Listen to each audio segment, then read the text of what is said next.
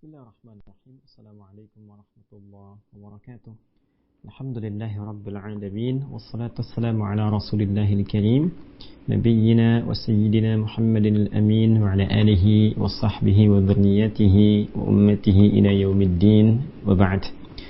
Saudara-saudariku, sangat berbahagia dan bersyukur pada Allah Subhanahu wa taala kita kembali diberikan kesempatan untuk meneruskan kajian kita Al-Quran Sunnah Solution. Dan tak terasa telah kita masuki pada penanggalan 22 Safar 1445 Hijriah.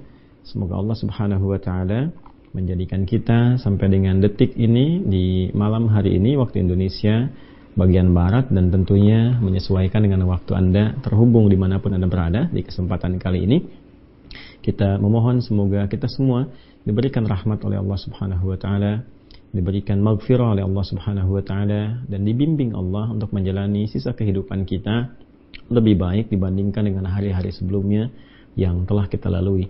Semoga Allah memberikan kemampuan kepada kita yang paripurna untuk senantiasa meningkatkan takwa pada Allah Subhanahu wa taala dan menjaga keislaman kita sampai titik akhir kehidupan ini, sehingga insyaallah semoga dimudahkan untuk wafat dalam keadaan husnul khatimah. Teman-teman sekalian, alhamdulillah spesial malam ini kita mulai ba'da isya. Tadi kami sedikit menyesuaikan kondisi dulu supaya agak lebih nyaman, lebih fit, lebih enak untuk menyampaikan, atau lebih tepatnya sharing dan sama-sama belajar di kajian Aqsa ini Al-Quran Sunnah Solution. Alhamdulillah kondisinya terasa lebih enak, lebih nyaman, sehingga kita akan berusaha memohon pada Allah Subhanahu wa taala diberikan kemampuan untuk belajar kembali dan memahami dengan baik dan benar, melanjutkan apa yang telah kita kaji di pertemuan sebelumnya di Quran surah kedua Al-Baqarah di ayat 38. Pertemuan yang lalu telah kita tuntaskan alhamdulillah, dan kini kita akan masuki ayat yang ke-39. Ini adalah kajian yang baru di ayat 39 surah Al-Baqarah sebagai lanjutan di pertemuan yang sebelumnya. Al-Quran Sunnah Solution, pedoman hidup dan solusi berkehidupan mengacu kepada tuntunan Al-Quran dan Sunnah Rasulullah Sallallahu Alaihi Wasallam. Sebelum kita bacakan ayatnya, kita dapatkan dulu intisari di pertemuan yang lalu bahwa Allah Subhanahu Wa Taala sejak menurunkan Adam dan Hawa alaihi wassalam memulai misi kehidupan di bumi ini, dan misi ini tentu akan berkelanjutan setiap generasi anak cucu Adam sampai kehidupan di bumi ini tuntas, selesai, paripurna seizin Allah Subhanahu wa taala. Bersamaan dengan turunnya itu, maka Allah pun turunkan pedoman berkehidupan. Jadi bukan turun yang hampa, bukan berusaha begitu saja dengan bekal potensi atau kemampuan yang telah Allah tetapkan, tapi bersamaan dengan itu diberikan jalur kehidupan, peta jalan roadmap sampai ajal bagi setiap Adam, Hawa dan anak cucunya ini berakhir, guna menuntaskan misi yang diberikan sesuai dengan kemampuannya masing-masing. Maka petunjuk itu yang disebut dengan hudan. Di setiap eranya Allah memberikan kesesuaian dengan karakter umat dan generasinya. Tentu pernah kita pelajari bersama dan kami jelaskan di pertemuan yang lalu bahwa eranya Nabi Adam akan sangat berbeda dengan eranya Nabi Nuh alaihi wassalam. Pun demikian eranya Nabi Nuh alaihi salam berbeda dengan eranya Nabi Ibrahim alaihi salam. Demikian seterusnya sampai eranya Nabi Muhammad sallallahu alaihi wasallam. Karena itu di setiap era Allah berikan pedoman berkehidupannya yang sesuai dengan karakteristik umatnya, kebutuhan pada masa itu, bagaimana menjalani hidup. Saat yang bersamaan juga dijadikan sebagai bagian dari ibadah, dan pada konteks itu mendekatkan setiap hamba kepada Allah Subhanahu wa taala. Dan puncaknya adalah pada eranya Nabi Muhammad sallallahu alaihi wasallam, nabi penutup, nabi terakhir, dan umatnya pun akan berakhir sampai akhir kehidupan di bumi ini. Karena nabinya terakhir, umatnya pun sampai akhir kehidupan, maka pedomannya pun mesti komprehensif, lintas zaman, harus terjaga, mudah diakses, ya kan? Nah, dalam bahasa Arab tuh mudah diakses, mudah dibaca, mudah diinteraksikan, itu disebut dengan Quran.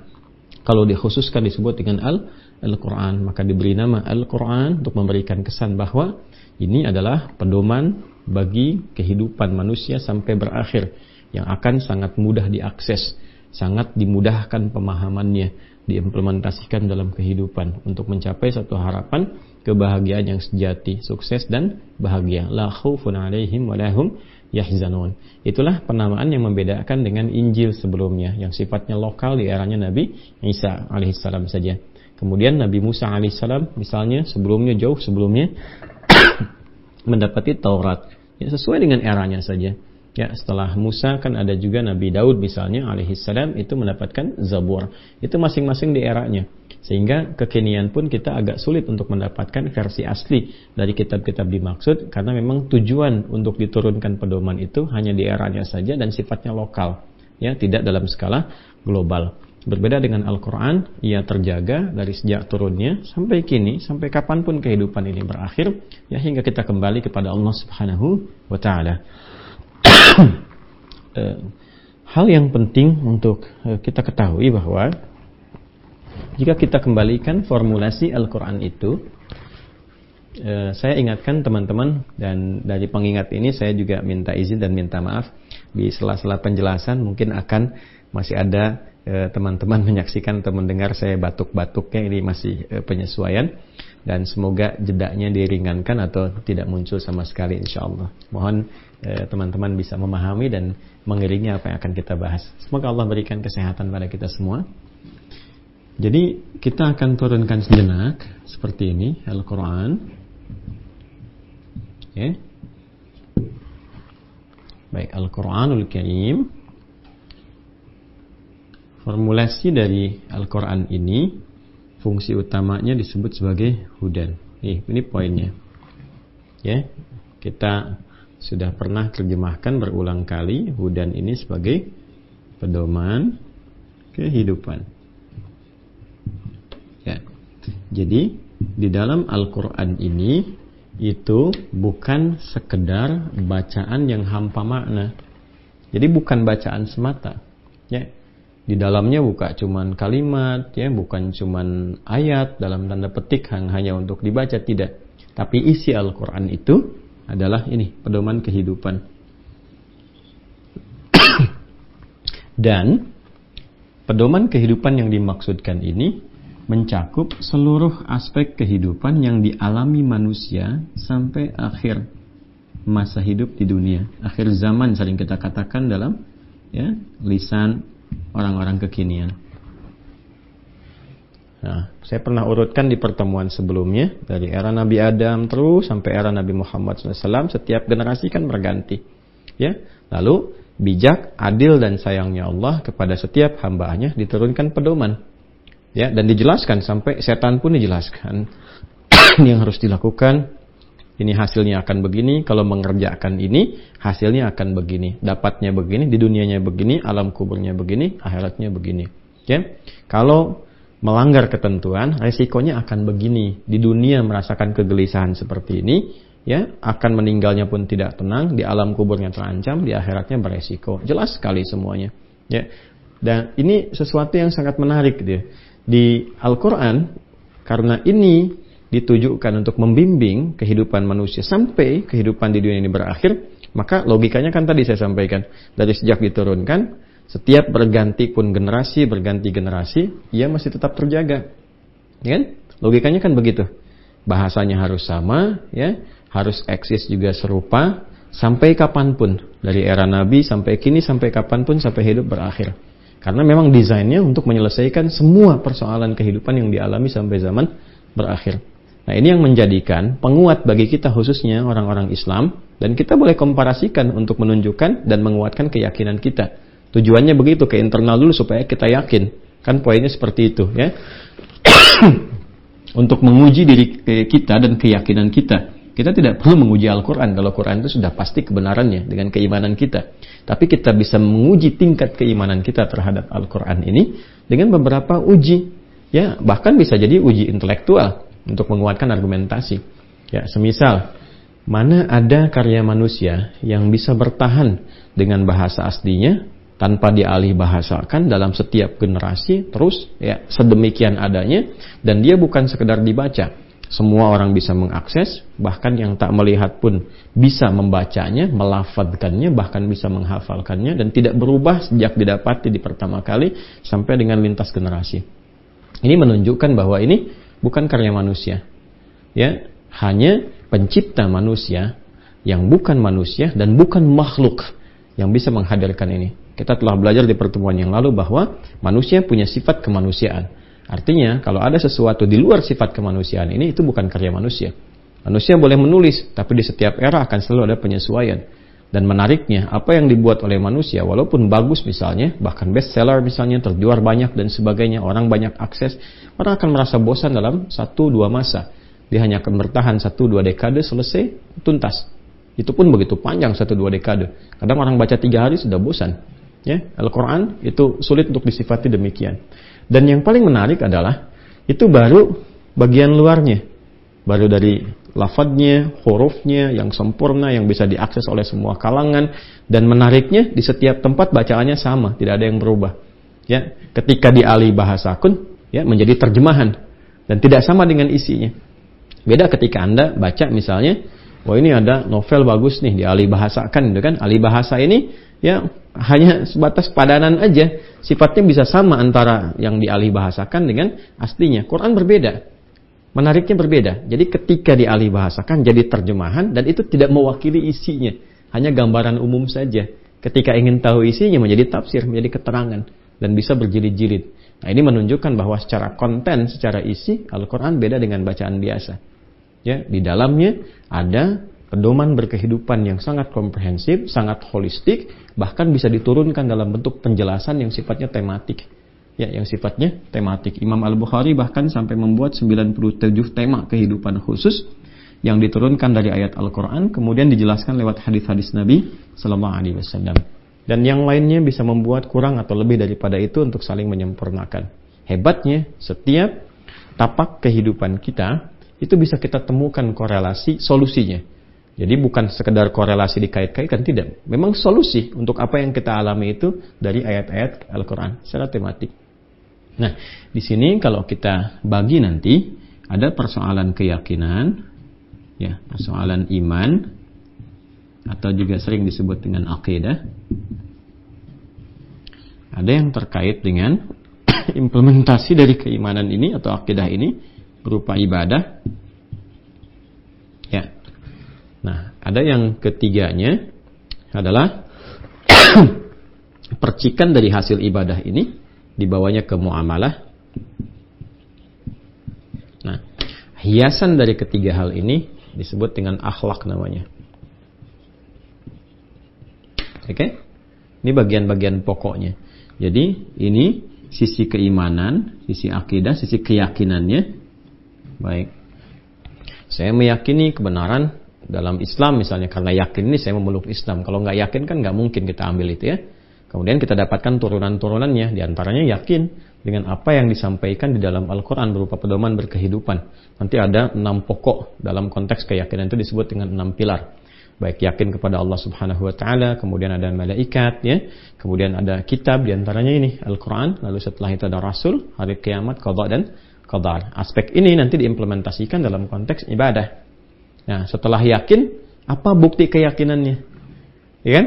Kan setiap keimanan itu, keyakinan butuh pembuktian. Karena iman kan bahasa hati. Yang di hati itu kan perlu dibuktikan. Ya, semua perasaan itu bisa kelihatan ketika ada pembuktian. Bagaimana taunya orang itu marah? Kalau terpendam kan nggak ketahuan. Tapi ketika lisannya misalnya sudah mengeluarkan kata-kata yang tidak biasa, wajahnya sudah melotot, nah itu pembuktian namanya. Baik ya, cinta itu pembuktiannya apa? Nikah. Kasih sayang orang tua ke anak, pembuktiannya apa? Ada pelukan, ada pemberian barang-barang dan seterusnya, ya, ada kasih sayang dipraktekkan dengan perilaku. Nah, itu butuh pembuktian. Implementasi dari semua bahasa hati itu, bahasa kolbu itu adalah perilaku. Nah, ini implementasi iman itu apa? Adanya ibadah. Karena itu setelah kita mengatakan saya beriman, la ilaha illallah, maka perlu dibuktikan. Disitulah kemudian Allah Subhanahu Wa Taala ya meminta pembuktian keimanan ini dan menunjukkan. Kalau kita tanya, ya Allah, gimana cara saya membuktikan? Allah kan mesti menerangkan. Maka diturunkanlah kemudian ini perintah berupa ibadah. Ini pembuktiannya. Dan ini esensi kehidupan kita ada di sini. Pembuktiannya kan esensi itu ada di pembuktian. Kan kalau nggak dibuktikan nggak ketahuan kan isi imannya. Jadi setelah seorang mengatakan la ilaha illallah, asyhadu an la ilaha illallah, kan? La ilaha illallah. Ya kan? Semacam ini. Baik, maka pembuktiannya apa? Ibadah. Ini yang dimaksud Quran surah ke-20 misalnya Taha ayat 14. Ya, saya penting jelaskan ini dulu sebelum masuk ke ayat 39 karena ini akarnya. Ya. Innani anallah, kata Allah, saya adalah Allah. Sungguh tidak ada keraguan, saya adalah Allah. Kata Allah ya, la ilaha. Nah, la ilaha illa ana. Allah, karena Allah yang berkata ana. Ya, la ilaha illa ana, tidak ada Tuhan yang dipertuhankan dan diibadahi kecuali aku, kata Allah. Nah, kalau kalian yakin dengan la ilaha illallah, kata Allah, la ilaha illa ana, kita katakan la ilaha illallah. Kalau ana itu kan Allah yang mengatakan kan, saya, kata Allah. Kita kemudian kembalikan tidak ada Tuhan selain Allah. Ya, maka apa kata Allah? Fa'budni, buktikan kebertuhanan engkau kepadaku dengan beribadah kepadaku. Ya, pembuktiannya lewat apa? Ibadah. Disinilah kemudian kita diperintahkan untuk ibadah. Ya, kita bertanya lagi, gimana caranya ya Allah? Seperti apa? Ya, maka turun ayat-ayat untuk menunjukkan kita ibadah. Ya, teruskan ayatnya, wa aqimis shalah, contoh tunaikan salat, kata Allah. Ya, li dzikri, untuk mengingatkan bahwa engkau itu bertuhan kepadaku. Ya, bahwa Tuhannya siapa? Allah, untuk mengingat kita itu hamba, Allah itu yang Tuhan. Nah, ini jelas sekali dalam Islam secara konseptual tuh, ini jelas, nggak ada celah bagi kita itu sulit mencari-cari untuk taruhlah bahasa anak sekarang ngeles misalnya, atau ingin mencari celah-celah yang menghindar dari ini sulit. Jadi dikunci baik secara logika, argumentasi intelektualnya, sampai ke nilai rasanya dalam sekali. Ya, karena kan Allah yang mencipta kita, sangat tahu kebutuhan kita. Nah, ini yang dimaksudkan teman-teman sekalian dalam konteks ini, yang dimaksudkan dengan esensi kehidupan dari sini. Jadi semua kehidupan kita itu sebagai pembuktian iman kita kepada Allah, kita beribadah. Ya, ini yang dimaksud Quran surah ke-51 ayat 56. Wa ma khalaqtul jinna wal insa illa liya'budun. Ya, tidaklah aku ciptakan jin dan manusia itu kecuali untuk menjadikan semua aktivitas kehidupannya sebagai ibadah hanya kepada Allah. Jadi kita membuktikan bahwa karena kita iman, kita mau ibadah nih, ya kan? Nah, nanti pancaran dari ibadah ini, percikannya itu value-nya lah, kalau kita katakan orang sekarang, value-nya itu dipraktekkan dalam muamalah, interaksi sosial kehidupan kita. Jadi ibadah dalam konteks ini ritual mengatur hubungan kita dengan Allah sebagai pembuktian kebertuhanan kita kepada Allah, ya kan? Ini ya. Nah, nanti dari sini ada value-nya. Value ketika kita ibadah kepada Allah itu dibimbing oleh Allah. Ya, apa bimbingannya? Berupa value kehidupan, nilai-nilai petunjuk kehidupan, hasil ibadah ini yang bisa digunakan dalam muamalah interaksi sosial. Ya. Sehingga ada lagi yang mengaitkan di antara ulama yang muamalah itu termasuk bagian dari ibadah itu sendiri. Karena nggak lepas dari value ibadah. Value ini kan memberikan nilai pada sebuah pekerjaan. Ketika diberikan nilai, maka nggak lepas dari hasil nilai itu sendiri. Ketika interaksi sosial kita itu diniatkan atau dilakukan berdasarkan petunjuk hasil ibadah ini, maka ini pun ya secara tidak langsung termasuk bagian dari ibadah itu sendiri. Ya, contoh misalnya kita sholat nih, tadi saya tuliskan sholat, wa aqimis sholata li dzikri. Ibadah itu sholat misalnya. Kita ambil satu. Apa value dari sholat yang bisa dipraktekkan dalam konteks interaksi sosial?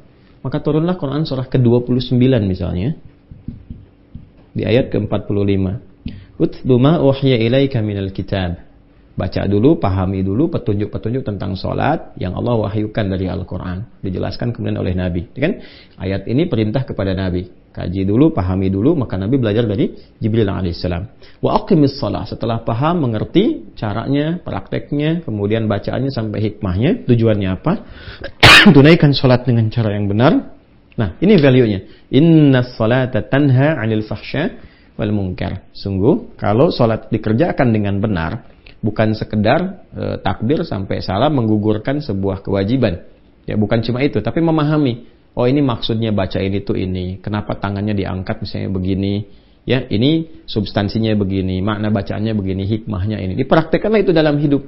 Nah, hasil dari pendidikan sholat yang dilakukan itu, salah satunya apa? Salah satunya bisa merubah perilaku seorang menjadi baik. tercegah dari dua sumber keburukan, yaitu fahsya, keburukan yang bersumber dari syahwat. Kata-kata jorok, kotor, gitu kan. Penyimpangan-penyimpangan seksual yang kita kenal saat inilah banyak marak, bahkan dikampanyekan, bahkan dipromosikan. Nah, itu tidak akan dilakukan. Termasuk apa? Perbuatan mungkar, perbuatan yang diingkari oleh hati kita dari hasil, maaf sekali, ya, konstruksi syahwat yang berlebihan dari nafsu perut dan akal. Dari mencuri, berselisih, mencela, ya, apalagi misalnya merampok, korupsi, menipu, sampai membegal, membunuh dan sebagainya. Itu kan semua perbuatan buruk yang kita lihat dari penyakit sosial. Ya, penyakit sosial itu kan kalau bukan fahsya itu pasti mungkar kan? Kan penyakit sosial. Ya, makanya di antara tugas-tugas Kementerian Sosial itu kan menyelesaikan problem-problem sosial. Ya. Nah, nanti problem yang terkait dengan misalnya fakir miskin, ya, bagaimana penyelesaiannya? Kan dipelihara oleh negara tuh, dalam konteks undang-undang kan seperti itu. Fakir miskin dan anak-anak terlantar dipelihara oleh negara gitu kan. Nah, bagaimana Islam berkontribusi, ya, memberikan kontribusi positif untuk bisa mengentaskan kemiskinan dan kefakiran misalnya. Tiada skema zakat, ibadah lagi. Salah satunya. Ya kan? Nah, nanti skema-skema yang lain untuk mengentaskan perbuatan kriminalitas, mengentaskan perbuatan-perbuatan yang bersumber dari fahsya misalnya kan, zina, selingkuh dan turunan-turunannya itu. Nah, ini kontribusinya. Karena itu mesti diajarkan cara salat yang benar, ya. Nah, salatnya pakai apa? Pakai iman. Makanya di Quran itu ada satu ayat saja dalam Quran yang menegaskan bahwa salat itu adalah iman. Itu ada di Quran surah kedua Al-Baqarah di ayat 143 di pertengahannya. Wa ma kana Allahu liyudhi'a imanakum. Di sini salat disebut dengan iman. Nah, jadi kalau orang sholatnya pakai iman untuk pembuktian keimanan dia kepada Allah dan merasakan dia disaksikan oleh Allah, ya, wa idza qala al-'abdu alhamdulillah rabbil alamin qala Allah azza wa jalla hamadani 'abdi, dia merasa disaksikan oleh Allah. Begitu mengatakan alhamdulillah rabbil alamin, kata hadis kan, hadis qudsi, Allah menjawab, hambaku sedang memujiku. Nah, itu sholat pakai iman. Ketika sholat dilakukan dengan menggunakan iman, itulah menjadi ihsan namanya. An ta'budallaha ka'annaka tarahu fa in lam takun tarahu fa innahu yarak. Ada di hadis Muslim nomor hadis yang ke-8, ya, dari Umar bin Khattab radhiyallahu taala anhu. Ya, kalau agak sulit mendapatkan kitab ini bisa ke Al-Arba'in nomor hadis yang kedua. Ya. Ini jadi di Islam itu korelasinya nyambung semua, tersinergi, dan ini bukan karya manusia. Ya, terkorelasikan ke semuanya. Ini membuktikan bahwa apa yang kita yakini, setidaknya sebagai seorang muslim, itu punya basic pengetahuan yang kuat, argumentasi secara intelektual, ya, secara nas gitu kan. Ya, nasnya juga jelas, ada, bahkan di-challenge kepada setiap orang untuk meriset otentisitasnya, gitu kan, untuk menemukan, ya, kebenarannya dan sebagainya. Dan satu-satunya kitab di muka bumi yang men-challenge siapapun untuk membuktikan kebenaran itu Al-Qur'an. Itu sangat luar biasa gitu ya. Bahkan kalau belum menemukan, silahkan kalau merasa ini karya manusia, bikin yang semisalnya. Itu banyak sekali kita temukan hal-hal demikian dalam Al-Quran untuk bisa membuktikan kebenaran, sekaligus juga bisa merasakan mukjizat Al-Quran sebagai pedoman untuk berkehidupan. Ini gambarannya teman-teman sekalian. Jadi dari mulai ada iman, ada ibadah, ada muamalah. Lalu dalam konteks kita beribadah pun, bermuamalah pun kan harus enak, harus nyaman. Ya, saya bertutur kepada Anda, kalau tuturnya kan baik, ya, sopan santun, beradab, kan nyaman diterimanya gitu kan? Ya kan? Nah, pun demikian, seorang anak kepada orang tua juga bicara dengan anak, guru dengan siswa, di kantor antara sesama pejabat misalnya dengan karyawan ke bawahnya, ya, itu akan sangat indah, nyaman kalau ada nilai etis di dalamnya dipraktekkan. Ya, maka yang mengatur interaksi ini supaya nyaman dilakukan, enak, tercipta harmoni, disebut dengan akhlak namanya. Maka kita banyak temukan tuntunan akhlak juga dalam Al-Quran. Ya, dan jangan lupa bukan hanya akhlak sesama makhluk, tapi akhlak makhluk terhadap khalik pun ada. Ya, contoh tadi sholat misalnya, akhlak masjid, anak cucu husuan pun tidak mudah untuk didapatkan. Gitu ya. Nah, ini perpaduan ini luar biasa kalau dipraktekkan dalam kehidupan. Bagian-bagian ini maka menjadilah risalah yang sempurna. Dengan pedoman ini satu mengacu, ya, ke atasnya dan dipraktekkan konteks dalam kehidupan, maka jadilah kemudian misi khalifah fil ard sebagai pemakmur di muka bumi itu, penyukses, bahagia, nyaman, tentram, itu potensial diraih. Sebagaimana Allah tunjukkan dan pernah saya kisahkan, yang sangat gersang, tertinggal. Apa hubungan tugas? Bukan tempat tinggal. Ingat baik-baik, tempat tugas. bukan tempat tinggal. Tempat tinggal kita di mana? Di jannah. Baik ya, tempat tinggal kita di jannah. Baik, jadi Allah sudah menyiapkan satu tempat untuk tinggal kita, jannah, yang kita terjemahkan dengan surga. Nanti setelah tugas ini berakhir, ya, tugas ini berakhir, kehidupan berakhir di bumi ini, selesai di tempat tugas, baru di tempat akhir ini ada potensial kita dapati. Sesuai dengan apa? Sukses tidaknya misi yang kita bangun. Ya, kan tempat ini. Nah, kesini ya. Jelas ya? Nah, ini untuk memudahkan semua tugas yang ada di sini diberikan kemudian hudan. Konstruksi untuk bertugas ini sampai kemudian ke jannah, dari mulai turun ke sini sampai ke akhir, sampai balik ke sini, itu selalu didasarinya dengan iman. Ini poinnya. Basicnya ini, asasnya. Jelas ya? Basicnya adalah iman, karena semua bersumber dari ini yang paling awal. Gak mungkin orang bisa ibadah, itu kan ibadah dengan benar tentunya, ya, kalau tidak ada iman. Ya, kita kan sholat tuh karena ada iman, ya, karena iman itu sinyalnya ada. Kemudian begitu dipanggil Allahu Akbar, iman kita merespon kan, ya. Ketika merespon itulah kita didorong untuk menunaikan sholat sebagai pembuktian iman, ya. Ketika tidak ada dorongan itu, ini menunjukkan iman kosong. Ya, walaupun orang mengklaim misalnya saya muslim, tapi muslimnya cuma di lisan kalimat la ilaha illallah, syahadu an la ilaha illallah, kan? Syahadu anna Muhammadar Rasulullah di lisan, enggak nyampe ke kalbu. Sedangkan iman itu kan di kalbu. Kalau enggak nyampe ke dalam kalbunya nanti enggak ada sinyal. Nah, inilah klaim keislaman saja tanpa disertai keimanan. Itu ada di Quran surah ke-49. Quran surah 49 ayat ke-14. Qalatil a'rabu amanna, ini sudah diantisipasi oleh Al-Quran. Qalatil a'rabu amanna, di era Nabi ada sekelompok orang Arab Badui mengatakan kami telah beriman. Kemudian turun penjelasan dari langit, ya. Turun wahyu. Qul lam tu'minu, katakan Muhammad SAW, kalian belum beriman serius, belum benar beriman. Ya, walakin qulu aslamna, tapi katakan saja kami baru berislam. Karena syarat berislam itu kan diucapkan dulu dengan lisan, asyhadu an la ilaha illallah wa asyhadu anna Muhammadan Rasulullah. Ya, walamma yadkhulul imanu fi qulubikum. Sedangkan apa yang kalian ucapkan itu belum sampai ke kalbu. Ya, belum menjadi konstruksi iman untuk memberikan sinyal kepada tubuh untuk bersikap, merespon untuk perintah ibadah. Nah, itu poinnya. Jadi basicnya itu ini. Jadi turunnya pakai iman, mengerjakan kegiatan di bumi pakai iman, implementasi iman itu bisa dipakai, dilatih dalam ibadah ritual ini. Nanti implementasinya ibadah sosial.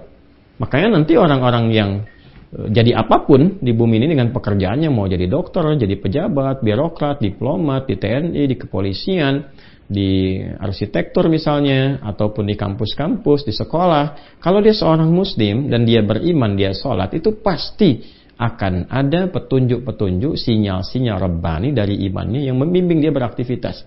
Ya, kalau tidak mengarahkan pada kebaikan, mencegah pada keburukan. Imannya akan bekerja di situ.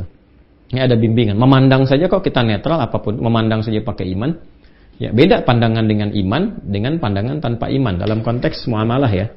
Ya, ada standarnya, standar ukuran. Kalau tanpa iman, semua itu dihargai sebagai sesuatu yang terhormat saja. Ya, udah mau pakai apapun, ya busana apapun, penutup seperti apa, ya gambarnya terhormat karena kan bukan standar iman. Tapi ketika seorang memandang dengan imannya, yang terhormat itu ada standarnya, ada ukurannya. Kapan menjadi terhormat? Kalau ukuran-ukuran keimanan itu dipakai, yaitu ukuran aurat. Laki-laki sekian, perempuan seperti ini yang boleh terlihat, ini yang tidak boleh. Jadi begitu kemudian matanya memandang yang menurut imannya tidak masuk standar itu, langsung dipalingkan tuh. Itu nanti kekuatan iman yang bisa mengarahkan itu. Yang nggak punya iman nggak bisa begitu. Itu yang dimaksud Quran surah ke-24 ayat 30 untuk laki-laki, 31 untuk perempuan. Qul lil mu'minina yaghuddu min absarihim. Katakan pada pria-pria yang merasa punya iman, maka akan terjadi ghaddul basar, imannya akan membimbing bagaimana ia mesti memandang. Nanti kalau diterapkan misalnya yang skala kecil nih, pulang dari masjid misalnya kan, mau pakai sendal yang bukan sendalnya, ketika ada iman, imannya bergerak, itu bukan punya kamu. Ya, lebih kompleksnya ketika di proyek misalnya harus tanda tangan yang bukan kebijakannya atau sesuatu yang mungkar, ya akan menolak hatinya, tangannya nggak akan digerakkan. Ya, Dan yang paling pokok tadi, dalam memandang pun itu dibimbing oleh imannya, itu ada standar. Wa qul lil mu'minati yaghuddna min absarihinna. Katakan pada perempuan-perempuan yang merasa punya iman. Perempuan pun tidak lepas dari ini. Nanti ada standarnya gitu. Dan semakin kuat imannya, semakin kokoh cara dia memandang, cara dia mendengar, sampai turun ke lisan, sampai ke kaki. Ya, ada semua konstruksi ini tersambung semua. Jadi kuncinya di sini. Dan akhlak juga gambaran iman. Semakin akhlaknya itu baik, semakin beriman. Ya kan? Kan Nabi itu dipuji itu dengan akhlaknya. Wa innaka la'ala khuluqin azim. Dan engkau adalah pemilik akhlak yang sangat luar biasa. Pemilik akhlak yang agung gitu kan. Sosok yang agung. Diagungkan Nabi itu karena apanya? Karena akhlaknya. Gitu. Dan akhlak itu pancaran keimanan. Nabi itu kan implementasi yang paling utama, tokoh paling utama yang mengimplementasikan la ilaha illallah. Bagaimana kita bisa ibadah? Lihat Nabi. Contoh Nabi. Berakhlak juga lihat Nabi. Muamalah lihat Nabi. Karena itu disebut uswah kan. Ya, uswah itu satu sosok keteladanan ideal yang ketika diteladani jadi teladan lagi. Itu yang paling indah. Karena itu keberadaan Nabi pun dengan segala contoh yang melekat pada beliau diikatkan dengan syahadat. Setelah la ilaha illallah, ya kemudian Muhammadur Rasulullah. Asyhadu an la ilaha illallah wa anna Muhammadan Rasulullah. Kenapa ada Muhammad dan Rasulullah? Supaya kita tahu cara la ilaha illallah itu lewat Muhammad Rasulullah. Diperintahkan sholat, lihat bagaimana Nabi menunaikan sholat. Kata Nabi, sallu kama ra'aitumuni usalli. Tapi semua konstruksi ini, ibadah, muamalah, akhlak, basicnya iman. Diturunkan karena kita beriman, kan Allah yang menciptakan kita. Ya, ketika Nabi Adam alaihissalam diciptakan, diberikan tugas, dilatih, turun ya karena imannya kepada Allah. Kalau nggak iman nggak turun dia kan. Karena iman turun. Kita pun begitu, tercipta itu karena kita iman kan. Ya, tahu dari mana? Quran surah ke-7 misalnya ayat 172. Di Islam tuh lengkap sekali jawabannya. Quran surah 7 ayat 172. Ini kan sebelum kelahiran. Nah, ini saya perkuat ya sehingga tidak menjadi statement pribadi ya. Na'udzubillah min dzalik. Kita kembalikan karena kita sedang bicara agama. Ya, dinu wa dalil itu kan. Ya, selalu terkait dengan dalil. Jelas wa idz akhadha rabbuka ya min bani adam min zuhurihim dzurriyyatahum wa asyhadahum ala anfusihim alastu bi rabbikum qalu bala syahidna. Bahkan usia kandungan itu 4 bulan ya roh ditiupkan sudah ada komitmen dialog keimanan. Jadi sebelum berkehidupan tuh kita hidup dengan iman. Ini qalu bala syahidna, kami bersyahadat ya Allah menetapkan Engkau sebagai Rabb, sebagai Tuhan dan sebagainya. Yang merawat kami, memberikan kecukupan, kebutuhan, membimbing sampai kami kemudian wafat. Ya, ini sudah bala syahidna. Makanya ketika dilahirkan ada fitrah, kullu mauludin yuladu 'alal fitrah. Setiap yang terlahir itu dari rahim manapun dia membawa fitrah. Apa di antara fitrahnya? Kecenderungan untuk din. Kecenderungan untuk din. Ya. Dari mana taunya fitrah itu kaitan dengan din? Ya di Quran surah ke-30 ayat 30. Rom ayat 30. Fa'aqim wajhaka lid-dini hanifa fitratallahi allati fataran nasa 'alaiha. Maka hadapkan dirimu dengan ya kepada apa? Ya, dirimu sepenuhnya kepada ketentuan ad-din dengan cara yang benar. Hanif. Ya, mungkin banyak orang bisa menghadirkan ini din, ini din, ini din. Ini konsep berkehidupan, ini konsep agama, ini konsep macam-macam. Silakan kau cari, kau buktikan untuk menemukan satu kebenaran yang hakiki dengan cara yang benar, yang hanif. Nabi Ibrahim mencari dengan intelektualitasnya, mengamati ini klaim orang ini yang dipertuhankan ini, cari oleh beliau, diukur. Kita kan diberikan akal oleh Allah untuk berpikir, ini benar nggak Tuhan, ya kan? Ya, Quran kasih kaidah sederhana, laisa kamitslihi syai', ya, yang disebut Tuhan itu nggak boleh sama dengan apapun, dengan penciptaannya, ya, terlebih manusia, ya, kemudian juga di bawah manusia apalagi, ada hewan misalnya, ada tumbuhan, ada macam-macam, ada benda lainnya, jadi totally different, mesti berbeda sepenuhnya. Kalau disebut Tuhan, nggak boleh sama dengan yang bukan Tuhan. Kalau nanti ada kesamaan sedikit saja, maka ada potensi dari manusia itu bisa menjadi Tuhan. Ya kan? Itu standar sederhana sekali. Nanti fokusnya apa? Di Al-Ikhlas, turun Quran surah ke-112 itu. Qul huwallahu ahad. Jadi kalau manusia itu bisa bercabang, Tuhan mesti satu. Kan? Allahus samad, karena satu jadi tumpuan. Kalau banyak, bagaimana bertumpunya? Ya, yang bisa berkembang itu makhluk. Tuhan mesti satu, nggak boleh sama kan? Baik, kemudian lam yalid walam yulad. Ya, Tuhan nggak boleh punya sifat beranak atau diperanakan. Karena yang berkembang biak itu, ya, yang beranak diperanakan itu adalah makhluk. Manusia beranak diperanakan, hewan demikian, tumbuhan juga demikian. Ya kan? Walam yakul lahu kufuwan ahad. Tuhan mesti kuat, nggak boleh lemah. Yang lemah punya sekutu itu ya manusia, punya teman. Dia nggak bisa sendiri tuh. Ya, butuh orang lain lagi. Saya mau nerangkan begini saja, Anda bisa menyimak, mesti ada yang merekam. Yang merekam ada yang bikin alatnya. Jadi nggak bisa tunggal sendiri. Tuhan mesti lebih hebat daripada itu. Logis sekali, rasional sekali. Jadi semua disusun nih argumentasinya, logikanya, ini akalnya. Nah sekarang manusia itu kadang-kadang anehnya begini.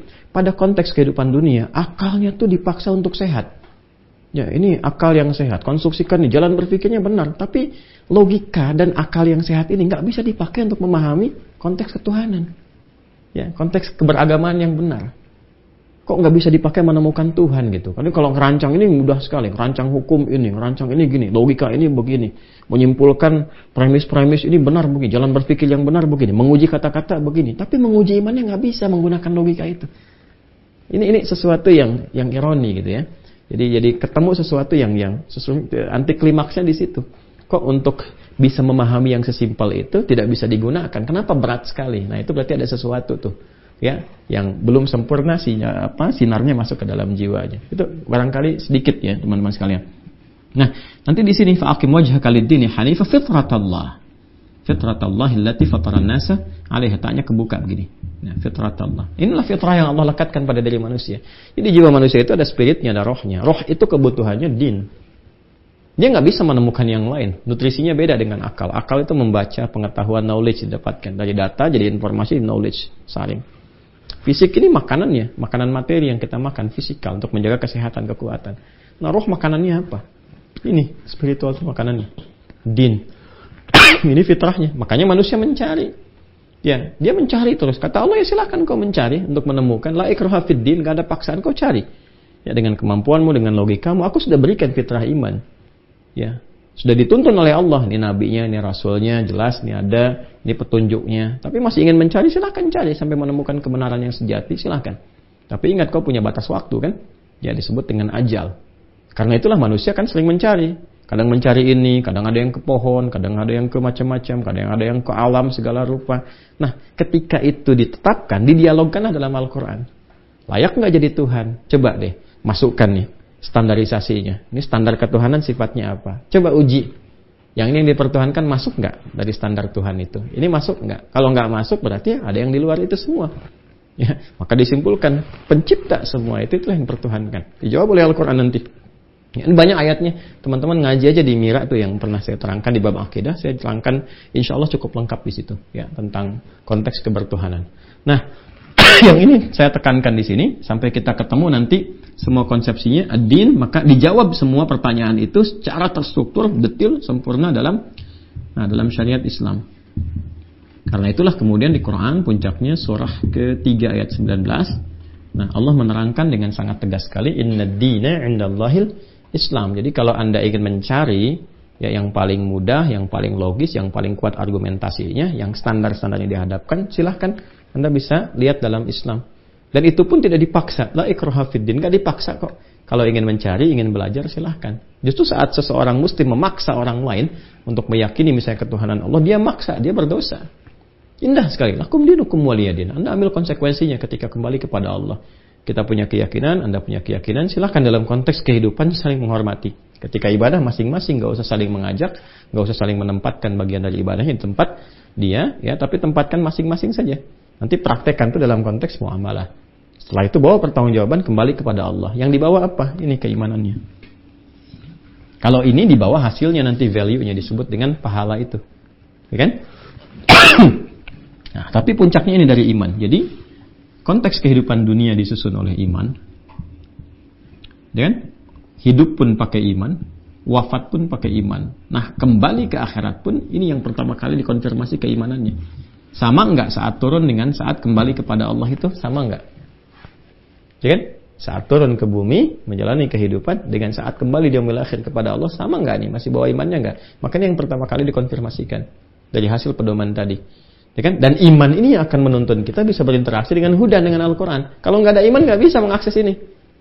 Ya, kalau nggak ada iman dan seburuk-buruknya yang tidak punya iman, seburuk-buruknya yang tidak punya iman adalah bertindak yang tidak baik terhadap Al-Quran. Ya, Anda tidak yakin nggak ada masalah. Ya, orang Islam itu meyakini Quran dan tidak meyakini misalnya, ini kan standar dalam keyakinan, tidak meyakini kitab lain, ya sebagai misalnya kitab wahyu misalnya, tapi pun dilarang. Untuk apa? Untuk menjelek-jelekan, untuk merendahkan, apalagi misalnya untuk mengotori. Taruhlah membakar, menginjak-injak, dan itu dilarang. Mencela aja nggak boleh kok. Ya, yang diperkenankan itu menerangkan, menjelaskan, silakan berargumentasi dengan cara yang paling indah. Ya, maka iman itu yang bisa menuntun kita bisa interaksi dengan Al-Quran. Kalau nggak ada iman nggak mungkin. Nah, lawan dari iman itu disebut dengan kufur namanya. Al-kufru. Perbuatannya disebut dengan kafar. Jamaknya disebut dengan kafaru. Kafaru. Oke? Misal, seorang beriman, yakin dengan Al-Quran, maka dia interaksikan dirinya dengan Quran sebagai pedoman kehidupan. Dia turunkan nih, saya misalnya usia sekian, saya sebagai anak, sebagai suami, sebagai ayah. Apa nih dari Al-Quran yang membimbing saya bersikap sebagai seorang anak? Orang tua saya ada yang masih hidup, ada yang telah meninggal. Apa yang saya lakukan sesuai dengan bimbingan Quran? Maka saya kerjakan karena iman saya nih. Oke, saya sebagai seorang suami, apa nih ayat-ayat tentang suami yang harus saya lakukan? Maka saya kerjakan sesuai dengan iman saya. Ya kan? Demikian seterusnya, saya kerja nih sebagai seorang guru. Apa nih tuntunan pengetahuan yang harus diajarkan? Bagaimana caranya? Seperti apa? Konteks pengetahuan sesuai dengan zamannya, kita bisa belajar dimanapun. Tapi value-nya kita ambil dari Quran. Bagaimana cara belajar yang benar? Ya kan? Bagaimana cara menempatkan ilmu secara baik, mengajar dengan etika, dan sebagainya.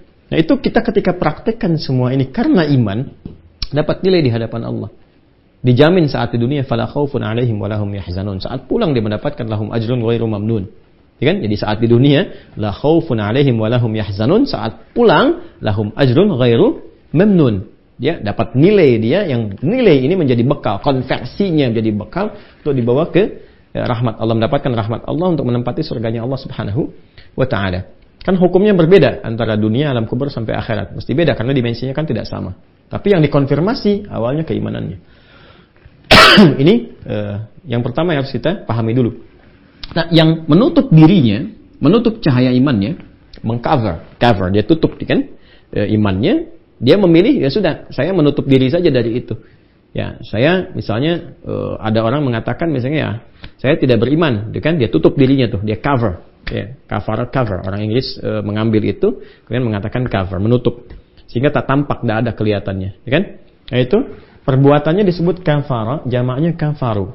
Dia ingin menjauhkan dari itu, sehingga dia nggak kenal Quran. Bukan berarti tidak kenal itu tidak tahu Quran. Karena kan setiap waktu sekarang kajian banyak, YouTube ada, dengar ada, diperdengarkan. Bahkan sekarang di New York adzan sudah kedengaran gitu kan. Beberapa tempat diakses sangat mudah sekali dan sebagainya. Diperkenalkan. Ya, tapi dengan konteks diketahui itu, ya tetap dia memilih misalnya tidak mau berinteraksi dengan Al-Quran. Jelas ya? Bahkan ada yang kedua, ya bukan sekedar dia tidak mau tahu Quran, tapi dia juga berusaha untuk mengekspresikan ketidaksetujuannya dengan Quran dengan cara-cara yang tidak benar. Nah ini biasanya kalau kadzdzaba itu berdusta, kalau kadzdzaba mendustakan. Nah kalau sudah kata kadzdzaba diletakkan pada sesuatu yang mulia, itu berarti ada action yang tidak pantas dilakukan. Ya, kadzdzaba yukadzibu, jamaknya kadzabu. Jadi ada kadzdzaba tunggalnya, ya, jamaknya kadzabu. Ya, nah ini dia. Ya kalau sudah kadzabu itu bukan hanya sekedar tidak mau tahu, tapi juga mengekspresikan itu dengan ekspresi yang buruk. Ya misalnya ada yang mencoba datang membakar demonstratif misalnya, ada yang menginjak, ada yang apa, ini kadzabu namanya. Atau melecehkan secara verbal. Ya, mengolok-olok misalnya, mengingkari sekaligus mengolok-olok. Ya, misal di Quran turun ayat jilbab, maka mengolok-olok ayat itu misalnya atau dipotong-potong, atau bahkan pada yang paling ekstrim bahkan tentang akidah. Ya, ayatnya dikeluarkan, dialih fungsikan macam-macam dalam konteks yang bisa berbeda-beda. Kalau Quran katakan demikian, itu potensi terjadi. Potensi apa? Terjadi. Nah, orang-orang yang konsisten dengan imannya. Ini kita dalam konteks pemahaman keislaman ya, untuk meyakini. Kan karena kita yakin makanya kita beramal, ya kan? Dan kita punya peluang kan dengan keyakinan itu. Artinya setelah wafat masih ada peluang. Orang-orang yang tidak yakin ya wafat, dia nggak punya peluang. Kalau ada kehidupan lagi bagaimana? Ya kan? Nah karena kita yakin kita lakukan. Karena itu hal yang paling awal kita lakukan menguji otentisitas Quran sebagai wahyu. Setelah kita yakin kebenarannya, validitasnya, yakin ini wahyu dan sebagainya, maka kemudian dari keyakinan itu kita berinteraksi kan? Dan itu dibuktikan dulu oleh Allah. Ya, bagaimana Quran itu mukjizat? Dari mana taunya begini? Di awal kan tadi kita telah selesaikan. Ya, setelah paham ini semua, silakan lakukan. Nah, konsistensi ini yang kalau kita kerjakan, ini di dunia dapat apa saja diberikan. La khaufun alaihim walahum yahzanun, ketenangan, kenyamanan, perubahan hidup dan sebagainya. Dan dahsyatnya terbukti dalam sejarah. Yang paling gampang tadi, kok bisa orang hidup jahiliyah? Allah tidak turunkan tongkatnya Musa, mukjizat Nabi Isa dan sebagainya, cuma Allah turunkan Al-Quran, merubah hidup mereka. Ya, merubah hidup mereka, dahsyatnya luar biasa. Jadi khair umat terbaik di zamannya. Dan kurikulum itu dipakai di generasi setelahnya. Kan tidak berhenti di Mekah saja, nggak berhenti di Madinah. Ketika itu dibawa oleh para sahabat ke Afrika Utara jadi maju, ya, ke Andalusia jadi maju, punya peradaban setiap tempat, termasuk ketika dibawa ke Nusantara berkembang lebih maju. Ya, lebih maju luar biasa, dan kedamaian, ketentraman dan sebagainya. Ya, jadi ketika nilai-nilai keislaman itu dengan spirit dari Al-Quran dibawa, itu dahsyatnya luar biasa. Ya, dan itu memberikan sebuah nilai, tidak merusak sistem yang ada. Ya, berkembang, diberikan nilai, lebih berperadaban, lebih baik dan sebagainya. Ini konteksnya. Ini dunianya. Ini dibuktikan oleh sejarah. Jadi dahsyatnya di Islam itu kitabnya ada, sosoknya bisa dilacak ada, nabinya ada, kuburannya ada, orang-orang yang pernah berinteraksi dengan beliau ada. Dibuktikan oleh sejarah, nasabnya jelas, kuburannya ada. Itu kan? Kemudian perkembangannya bisa dilacak oleh sejarah. Dibawa ke sini jadi ini sampai sekarang masih bisa disaksikan. Kan pembuktiannya jelas. Apalagi coba? Ya, jadi semua hal yang terkait dengan hidup pembuktiannya ada. Tinggal keyakinannya itu ada apa enggak. Ini umat Islam sekarang ini punya nilai keimanan yang sama enggak dengan orang-orang sebelumnya? Katanya pengen generasi emas, pengen gini, pengen gitu. Islam tawarkan value. Dan value itu ketika diterapkan dalam setiap tempat selalu berkesesuaian dengan nilai-nilai kehidupan. Karena itu kan pedoman hidup untuk semua manusia. Gak akan merusak, gak akan berubah, dan gak akan pernah bertentangan. Ya, dengan nilai-nilai baik yang diterapkan di tempat yang dia tinggal. Misalnya nih, kita punya dasar di Indonesia Pancasila. Ada Undang-Undang Dasar 45 dan turunannya. Itu gak akan pernah bertentangan dengan value yang ada dalam Quran, dalam hadis. Gak akan pernah. Karena seiring berjalan bersamaan. Ya. Ini nilai kebaikannya, nilai kemuliaannya dan sebagainya. Dan dahsyatnya dijamin oleh undang-undang juga. Dalam konteks kita beribadah ini. Ya, pemahaman ini. Nah, ini keimanan. Nah, bagi yang tidak yakin dengan ini, atau mengambil langkah ekstrim misalnya, dengan berekspresi yang tidak pantas, secara kemanusiaan pun nggak pantas. Ya, di depan umum bawa-bawa Quran bakar ini secara demonstratif dan ekstrim, ya, itu kan tidak pantas gitu ya. Untuk dilakukan, selangkah provokatif lah. Atau mengolok-olok. Ya, apakah dalam seminar, atau ingin diviralkan, atau bikin konten macam-macam dan sebagainya, misal. Itu kan hal-hal yang tidak pantas. Secara kemanusiaan saja, hati kita menolak, kan? Dan sebagainya. Tapi itu potensial terjadi. Ketika itu terjadi dan dipertahankan sampai wafat, ini bagaimana nih statusnya yang seperti ini? Kalau yang ini kan jelas statusnya yang beriman. Ini dalam konteks keyakinan kita ya, sebagai muslim. Mungkin non-muslim juga punya konstruksi sendiri atau punya keyakinannya sendiri, atau mungkin juga punya gambaran tentang kehidupan di kitabnya masing-masing. Ya, silahkan bisa digali soal keyakinan lakum dinukum waliyadin. Ini dalam konteks keislaman.